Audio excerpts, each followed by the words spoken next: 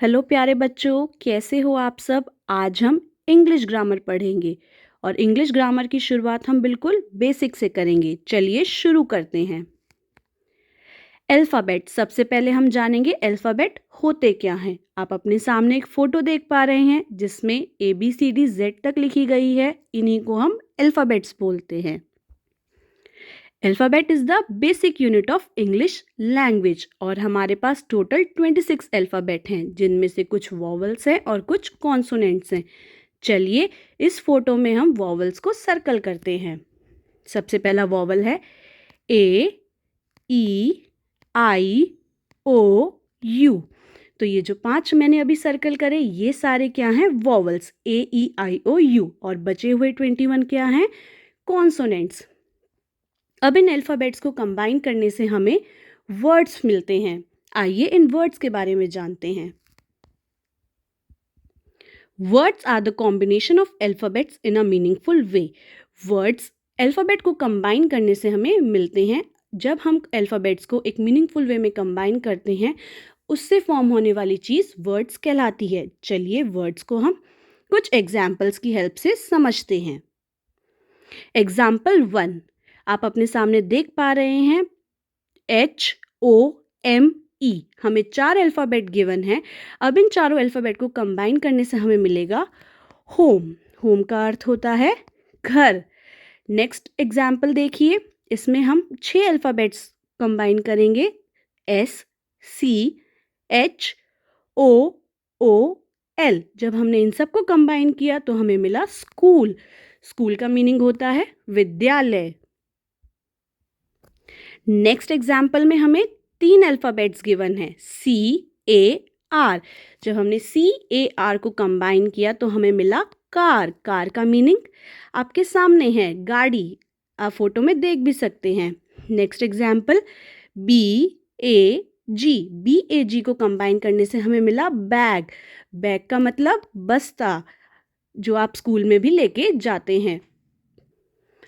अभी हमने देखा कि अल्फ़ाबेट्स को अगर हम मीनिंगफुल वे में कंबाइन करें तो हमें वर्ड्स मिलते हैं। अब अगर हम इन वर्ड्स को मीनिंगफुल वे में कंबाइन करें तो हमें क्या मिलेगा, आइए जानते हैं। वर्ड्स को मीनिंगफुल वे में कंबाइन करने से हमें मिलते हैं सेंटेंसेस। हम इन सेंटेंसेस को कुछ एग्जाम्पल्स की हेल्प से समझते हैं। तो सबसे पहला एग्जाम्पल आपके सामने है। He plays football. हमारे पास 3 वर्ड्स दिए हुए हैं, ही प्लेज फुटबॉल। अगर हम अब इन तीनों वर्ड्स को कंबाइन करेंगे तो हमें एक सेंटेंस मिलेगा, और वो सेंटेंस क्या है? ही प्लेज फुटबॉल, वह फुटबॉल खेलता है। आप फोटो में भी देख सकते हैं कि एक बच्चा फुटबॉल खेल रहा है। Next example, my father is a doctor. तो हमें 5 वर्ड्स गिवन है, my father is a and doctor. तो जब हम इन पांचों वर्ड्स को कंबाइन करेंगे हमें एक सेंटेंस मिलेगा, और वो सेंटेंस क्या है? My father is a doctor, मेरे पिता एक डॉक्टर हैं। आप फोटो में भी देख सकते हैं। आइए अब इन सेंटेंसेस को कुछ और एग्जाम्पल्स के थ्रू समझते हैं। Next example, children are playing. अब हमें 3 वर्ड्स दिए गए हैं, चिल्ड्रन आर प्लेइंग। जब हमने इन तीनों को कंबाइन किया तो हमें मिला चिल्ड्रन आर प्लेइंग, बच्चे खेल रहे हैं। आप अपने सामने एक पार्क की फोटो देख सकते हैं जिसके अंदर बच्चे खेल रहे हैं। Next example, they go to school. अब हमारे पास 4 वर्ड्स हैं, दे गो टू और स्कूल गिवन है हमें। जब हम इन चारों वर्ड्स को कंबाइन करेंगे तो हमें एक सेंटेंस मिलेगा, दे गो टू स्कूल, वे स्कूल जाते हैं। जैसे कि आप सब भी स्कूल जाते हैं। अब आप इस फोटो में देख सकते हैं कि बच्चे स्कूल जा रहे हैं। अब हम देखते हैं कि इन सेंटेंस के अंदर जो सबसे इम्पॉर्टेंट रोल प्ले करता है, मेन रोल प्ले करता है, उसे हम क्या कहते हैं? उसको हम सब्जेक्ट कहते हैं। हिंदी में इसका अर्थ होता है कर्ता। सब्जेक्ट का मतलब किसी भी काम को करने वाला।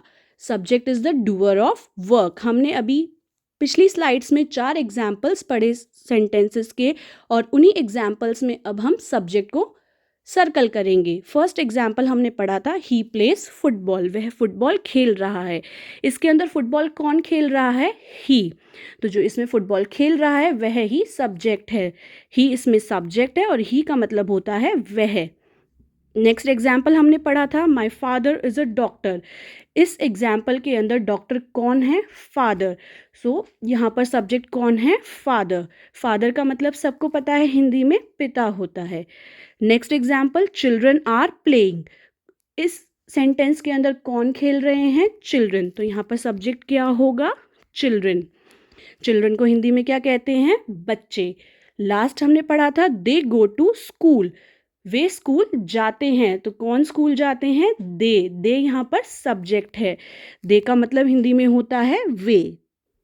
जैसा कि आपने इन चारों सब्जेक्ट सेंटेंसेस के अंदर देखा, कुछ सब्जेक्ट्स प्लूरल थे, कुछ सब्जेक्ट सिंगुलर थे। इसमें जो प्लूरल सब्जेक्ट्स थे वो चिल्ड्रन एंड दे थे and singular subject he and father थे। आइए अब हम इन सिंगुलर और प्लूरल सब्जेक्ट्स के बारे में जानते हैं। सब्जेक्ट दो तरह के होते हैं, सिंगुलर एंड प्लूरल। सिंगुलर का मतलब एक वचन, प्लूरल का मतलब बहुवचन। चलिए अब देखते हैं सिंगुलर सब्जेक्ट्स कौन कौन से होते हैं। सिंगुलर सब्जेक्ट्स हैं ही, शी, इट, नेम।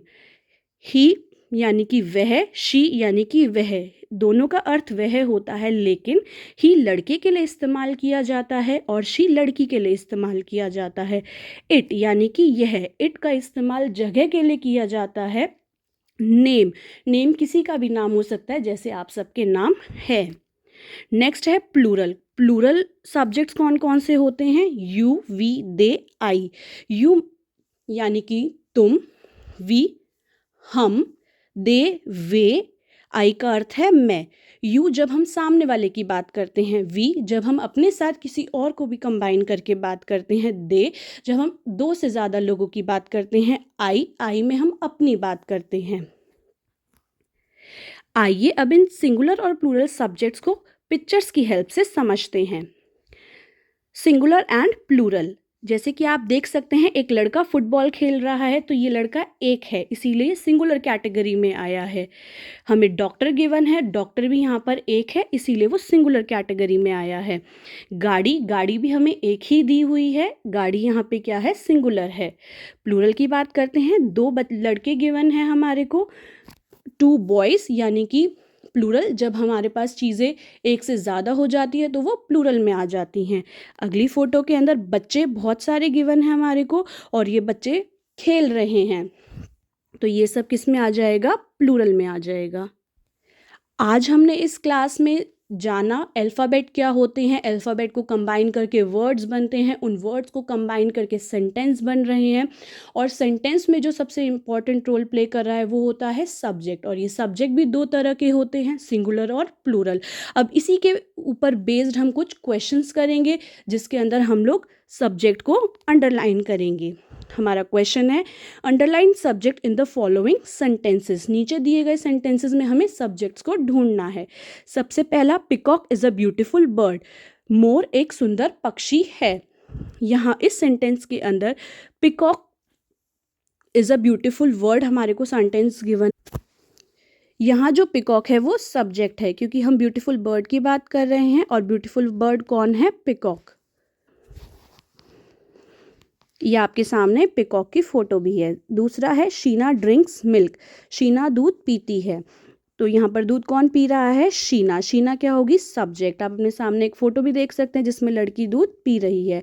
अब कुछ और एग्जाम्पल्स देखते हैं, जैसे शी सिंग्स अ सॉन्ग, वह गाना गाती है, तो यहाँ पर गाना कौन गा रहा है? शी का मतलब मैंने आपको बताया था वह। आप अपने सामने देख सकते हैं सब्जेक्ट यहाँ पे क्या है? शी, और एक लड़की गाना भी गा रही है। नेक्स्ट एग्जाम्पल, कोमल प्लेज हॉकी। कोमल हॉकी खेलती है, तो कौन हॉकी खेलता है? कोमल। सब्जेक्ट यहाँ पे क्या होगा? कोमल। आप फोटो में भी देख सकते हैं एक लड़की हॉकी खेल रही है। अगला example, the old women is crossing the road. बूढ़ी औरत रोड क्रॉस कर रही है। यहाँ पर रोड क्रॉस कौन कर रहा है? बूढ़ी औरत। सब्जेक्ट क्या होगा? Old women. आप फोटो में भी देख सकते हैं ओल्ड वुमेन रोड क्रॉस कर रही है। आज के लिए बच्चों इस स्लाइड में इतना ही था। Thank you so much for watching. Keep doing hard work. God bless you.